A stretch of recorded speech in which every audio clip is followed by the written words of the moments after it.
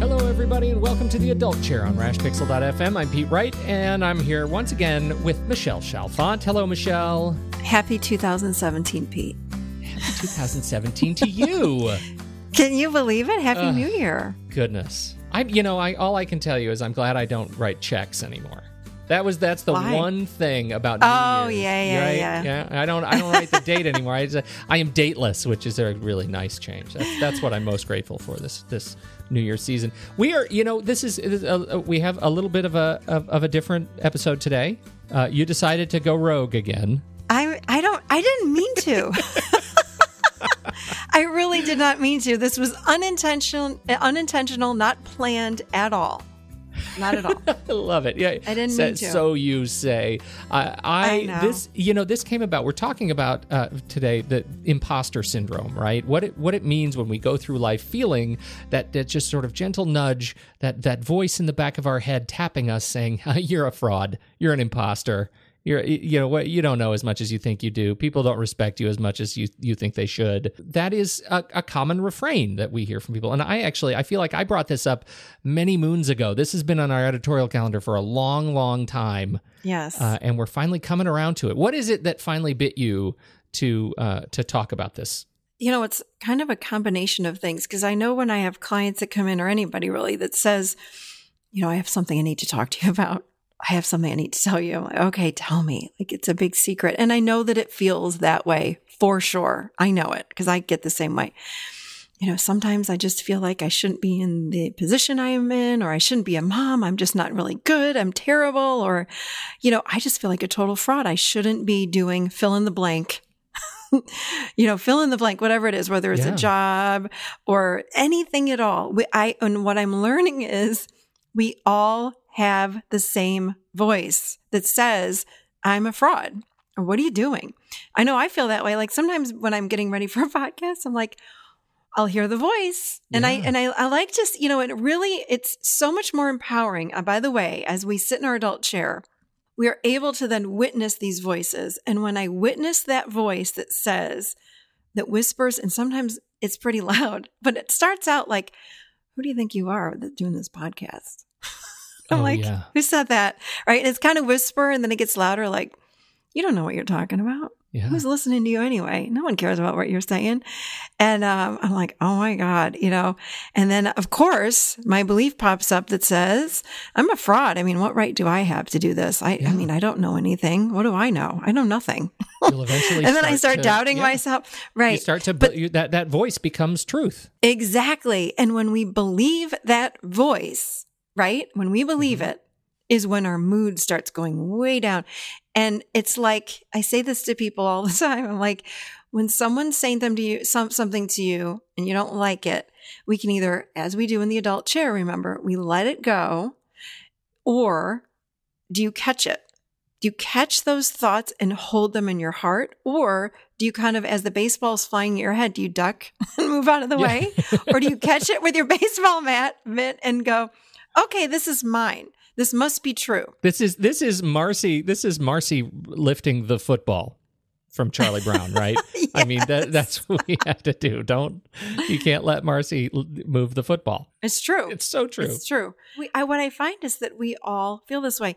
I have asked all of my mentors in the last, 30 years, do you ever feel like you shouldn't be up there teaching? Or do you ever feel like, you just doubt yourself? Like, is that normal? Because I think what we do is we assume people that are, teachers, master teachers, people that are on TV, or, the bigger people are, I find, on TV or wherever, the more we think that they're better than we are, or they must have these perfect lives, or they don't doubt themselves and things like this. And even they do. I see some of these people as clients, and they'll tell me, I don't know how the hell I got here. I don't know, how this happened. Sometimes I feel like I shouldn't be here. And what do you do about that voice? I'm like, well, we all have that voice. And they're shocked. And I see this come up when I'm in a group. When I lead a group and people go around the room and they start talking about what their greatest fears are, oftentimes this will come up. Like, I just shouldn't be a mom. I'm the worst mom. Or I shouldn't do this. Or I shouldn't be doing that. Once one person starts, the next person goes, oh my God, me too. Oh my God, you have that too? I can't believe it. So every Everybody has it. It comes from the adolescent chair. It's fear. It's based in fear. It's here to protect us. It's okay. Why is it? Talk more about why it's here to protect us. That's the thing that feels like cognitive dissonance to me. Remember, there's that part of the brain that's 150,000 years old, right? It did not get updated. It does not. So it's sitting in fear. And it feels like if you are different from us, our tribe, our little tribe here, then you will get kicked out of the tribe and killed. That's in all of our brains. I don't care. Every human being has this. So when we're trying to do something really well, that part of us, because when we try to do something well, there's that part of us that kicks in and goes, stay small, stay part of the tribe, stay close to us. What are you doing? You can't be better. You can't be different. Don't be different. Stay small and stay part of our little family tribe that's sitting in this cave. That's 150,000 years old. That's the part that comes in and starts to whisper. So I say, listen to that voice and then let it go. Listen, thank it, let it go. Listen, thank it, let it go. But here's the thing. You can't get rid of that voice. I've tried. It comes back. No, it lives with you all the time. Yes, but it try gets something quieter. new. Anytime you try to do something new, that voice is going to come knocking on your door again. Exactly, because if you do something new, you might be different from the tribe. Yeah. Do you see that? So I know it happens with me often when I'm about ready to like put out a newsletter, or my tribe, my business tribe, let's say, gets a little bit bigger. I go, uh-oh. What right do I have to, put out another podcast or, do another meditation? And it's like, when we then remember, what is our purpose? What is our mission? Why are we doing this anyway? I'm like, I just do this with you, Pete, because I love it. I just think it's so much fun. I think I'm here on this planet to do this work. I'm here to do this work. So when I remember that, I go, okay, I can do this work and have that voice too. I can't get rid of that voice. But I'm telling you what, when we listen to these voices that are whispering to us, trying to hold us back and keep us down, when we listen to that voice and acknowledge the voice, it does get smaller. I promise. And we did that whole podcast. What was it called? Who's Sitting in My Adolescent Chair? I think we called it. And and that's one of the voices that comes up in the adolescent chair. It's based in fear. It's here to protect us. It's here to keep us small, here to keep us in that tribe. So we must just acknowledge that voice and listen to it. I love that. I mean, I think about that all the time. And that voice, that what right do you have voice is the one that's how it manifests for me. And I mean, here I am on this podcast, right? So I have been podcasting for 10 years, and I calculated it the other day. And this was an effort for me to try to combat that voice, because I'm trying some new things. And I have produced over 1,500 episodes of podcasts that I am on in some way, shape, or form over the last 10 years. I mean, by all rights, oh my God, you would think that would give me some sense of confidence. And yet every day I approach a new show. It doesn't matter. To say, what right do you have to share this, this experience? And so I think you're right. For me, the voice does get smaller, particularly when I put numbers behind it, when I put experience behind it, when I try to quantify my experience. But that gets us to why you went rogue today, and I can't wait to hear the rest of this conversation. You started talking to the world famous Graham Chalfant, known as Mr. Michel Chalfant to his fans, and you guys had a conversation about this, and he shared some really interesting insight around this too. Do you want to set up that conversation before we toss? Yes, I did go rogue. I podcast cheated on you. You did. Unbelievable. Well, here's the nerve. It was unintentional. Here's what happened. I was thinking about the podcast. What was it? 2 days ago. I was like, I'm really excited to do this podcast on living, admitting and owning that sometimes I have that fraud voice. Fraud, not frog, but fraud. That I'm a fraud. I have that. And I said to my husband, hey, and I'm definitely a morning person and he is not. So it was like 9:00 and I was up since 5:30 or 6. And I ran in the bedroom to get something. He goes, oh, what are you doing? I said, I'm just getting ready for this. I'm just kind of thinking about the podcast. I'm really excited. And he says, oh, what are you doing? And I said, I'm going to talk about the fact that I have thoughts sometimes that I'm a fraud. And I think it's really normal and everybody does. And then he says, oh yeah, I do too, because I think that's absolutely normal. And then we just started talking. And he's like, yeah. So the more he was talking, I went over and I got back in bed with him and I started talking and I said, I got to record this. This is such great information that we're talking about. Never dreaming I would use it actually as the podcast. But, yeah, so we were just laying there talking. I'm like, this is so great. So it's that's what happened. So we're kicking off a new series today called Bedcasting with Michelle. Is that what we're doing? Bedcasting? Yes, I was on top of the cover, so I will tell you that. There's no funny business going on. No funny But I just business. sat there. I was sitting there on the bed and we were just talking and he was going on. And I was like, this is like a show. He's like, you're not going to use this on the podcast. And I go, I just might. How dare you, sir? Yeah, and I listened to it and I'm like, and it's some of what we talked about, but it's so true. Like he's in the business world. He works with VPs of company and presidents and CEOs. And he's like, Michelle, everybody has this thought. They may not say it out loud. Of course, here I am putting it on a radio or a podcast show because I don't really care because I know it's true because I've been with so many people. I don't care if you're making millions of dollars or you're making no money. It doesn't matter. We all have that doubt or that voice that comes up that says that I'm a fraud. So, well, and even the more successful, the people I meet that are more successful, who are incredibly wealthy, who have achieved fantastic business success. I remember working for the CEO of a major corporation. I was a director of corporate communications, and we were having a drink one night, and his own voice speaks up, and his voice, in spite of all his success, is not what business am I? But I don't deserve this. Yes. Right? That's the same voice, right? And exactly. So I think it's a fantastic conversation to have, and to have it out loud, right? If there's anything we can say to make that voice, quiet, shame hates the sun. Shine a light on it. I like that. That's really great. That's what I mean. That's the power of being vulnerable.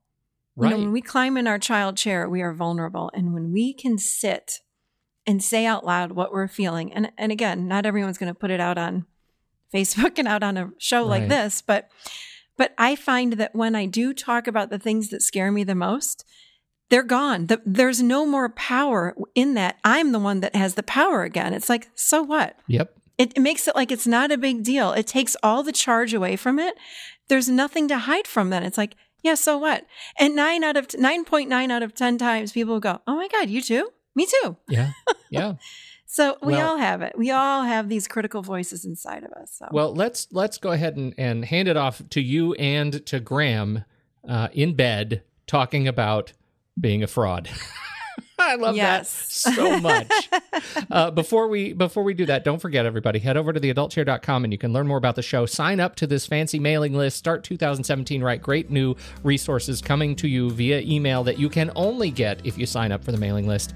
It is free, but we'd love you to join and see some of the great contributions from others coming to you by email. Thank you, everybody. Thank you, Michelle. Thank you, Pete. And we will catch you next time, absolutely right here in the adult chair. For now, let's toss to the adult bed.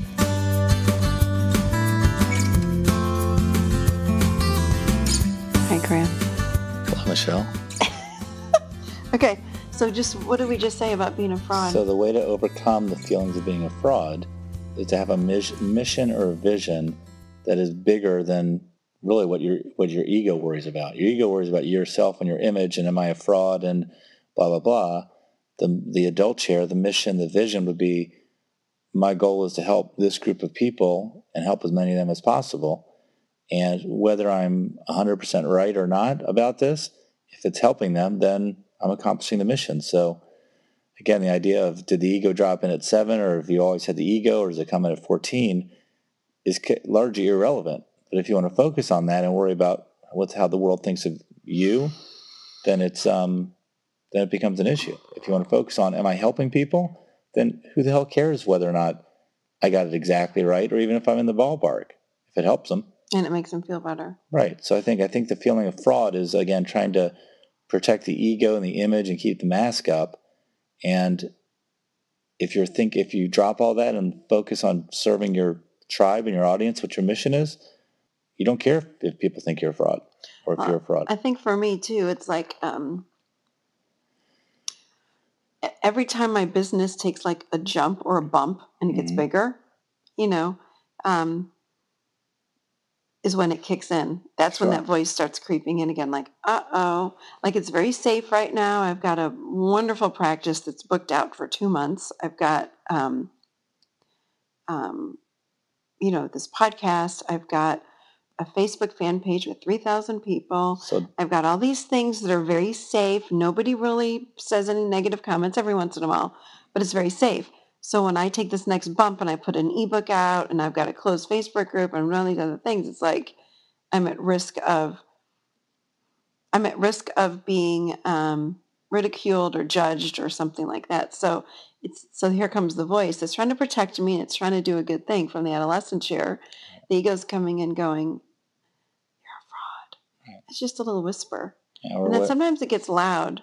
Or whisper says, who am I to have 10,000 fans? And who am I to have a book out? And who am I? Like, who do I think I am? It's not, that book's definitely not good enough. And that was the Marianne Williamson quote of, who are you not to? Like, someone's got to be the expert on the adult chair. Why not you? Right. I think the other thing you got to remember is that the real value you're bringing is not the education and intellect and all behind this. What you've put in the world is coming much more from the heart. Not that you don't have your background, your training. Right. It's intuition. It's not something you're going to get from it. If you try to go down to play the game of the experts with books, you're dead. It doesn't matter anyway. It's not the way you're going to deliver the most value to your audience. Right. No, I just know that what I'm doing with my clients works, obviously. Yeah. I'm about at the point of not even taking any new clients because I just don't have room. Right. So, and it's building because of this model. So, and what I'm teaching and me, and I get all that too. It's my delivery, it's whatever. But, so when I remind myself of those things, it helps. But I realize for me too, I have to sit and listen to the part of me that says, you're a fraud. Who the hell do you think you are? Yeah. Accept that piece of you. It's always going to be there. Calm it. Right. Soothe it. Well, I don't even do that. I just listen. Well, I listen to it and I'm like, okay. It just wants to be heard because it's kind of like, and I always think about it like a little kid that's like, grabbing my pant leg going, mommy, or hello, Michelle, are you listening? Are you listening? Are you listening? And what do? It's sort of like having a little bug on us. We're like, stop it. I'm going to get, go away. But when I stop and I sit and I listen and I go, okay, I'm listening. What do you need to say? And I actually give it my full attention. And I sit and I listen to that part of me. And then I go, all right, is there anything else you want to say? No. And I go, thank you. Thank you for like watching out for me. Mm-hmm. But then from my adult, when I'm present and I know that like what you said, this is my mission. Mm-hmm. And that's bigger than my fear. Then I can move back into what my mission is. It's like, I just feel at my heart level that I'm supposed to be here to do this work. Like I'm here to do this work. So, right. So I listen to that part and I guess I would, well, you said soothe it. I just listen to it. And I find that after I feel really heard or that part of me feels really heard, then it tends to get quiet and it's, figuratively, Graham, it sits back down. No, but it feels like, okay, I can sit down, I can relax now a little bit. And then the voice gets quieter. And then I go back to my mission and then it creeps up again, that fraudulent voice, that part that goes, you're a fraud, you're a fraud, you're a fraud. And then I go, okay, I hear you. Mm-hmm. Thanks so much. I appreciate it. But I think you're right. You said largely most people feel like they're a fraud, correct? Yep. So whether it be that we are a fraud as a mom, a dad, an aunt, CEO. An uncle, a CEO, a manager of pro athlete, Subway, a pro athletes too. Mm-hmm. I think everybody does. Like they're always afraid we're going to get judged, ridiculed. And again, if we go back to the brain that's 150,000 years old, it's like the more we put ourselves out there, the more we're at risk of that judgment, which means we could be abandoned from the tribe, which means that part of us thinks we're going to get killed. It's even worse in the pro athlete world. Because a pro athlete, you have immediate feedback, meaning if you're a pro quarterback, you go out there and have 2 bad games, there's a pretty good chance you're going to be benched and like you're exposed in front of everybody. They probably suffer it the worst. Yeah. They're always waiting to be exposed. At least the CEO of a company probably can hide behind their... Unless the stock value of the company goes down Yeah. or earnings goes down or something like that. Interesting. So do you feel like you're a fraud too? Mhm. How so? I just sometimes wonder if I'm just lucky in the position I'm in, or it's because I'm good looking and smooth talking. Do I really have the skills to do it? Interesting. Okay. Mhm. Thank you. You're welcome. So the solution is to listen to that voice that thinks you're a fraud, thank it. And I let it say whatever it wants to say. And then remember your mission. Remember what the goal is. And know that it may not look like what the mind thinks it's going to look like perfect, Mm-hmm. Does that make sense? Do you know what I mean by that? No. Oh. Like for me, it's got to look like this. Like my career is going to look like this. Oh, and sure, if it that's a big veers, problem. and if it veers off from that, then Boy, that's the wrong way to play life. yeah. But then if it veers off, then I'm doing it wrong. But what I've learned to do, it's kind of interesting because what I've learned to do, now that I've learned this adult chair, it's like I honestly sit and wait for it to show up. Yeah, that's what I want to do. Instead of having an expectation that it should look like this. And now I wait for life to show up and my business to show up and everything to show up. It's kind of exciting, like, oh, I wonder what's going to show up tomorrow. And, and then all of a sudden someone will say, hey, can you write an article for this? Versus I'm thinking I need to write an article for this and that and the other thing. It's like, so that would be the solution, just to sit in the adult and remember what your mission is. Let life show up and listen to the part of you that says that you're a fraud. Because we've all got it. Yeah. Everybody's got it. I don't care how confident we are or that someone appears on the outside, we still have that The other thing I part. may want to mention is that for a lot of people, it's not going to show up as the self-talk, in the sense that they're not aware they even have self-talk. Right. You're so good at this, you get it. But so you say you may not hear the self-talk, you may not, but maybe you have anxiety every day you go to work. Maybe you can't sleep because you're helping them just to understand that there is a self-talk going on, that there's a part of them that's saying, you're a fraud, you shouldn't be here. Right. And what we need to do for that would be, again, slow down, get quiet, drop in, and find out who is saying what. Yeah. What is that voice? If we could just slow down a little bit and start listening to the voices or the voice, then we can get in touch with that part that might think it's a fraud. Yeah, just tell them if they're having anxiety, like at work or at home, if they're a parent or whatever, is ask themselves if there was a little part of me, call it the fraud part, that didn't think I was good enough to do what I'm doing, what would it be saying to me? Mm-hmm. Help them try to, because a lot of people aren't just as natural as you are. I mean, I am, but... Yeah, of course you are, because I trained you. That's right. So we can start a little podcast? I think we should. Mattress Talk? Yes. Okay, with Michelle. Love it.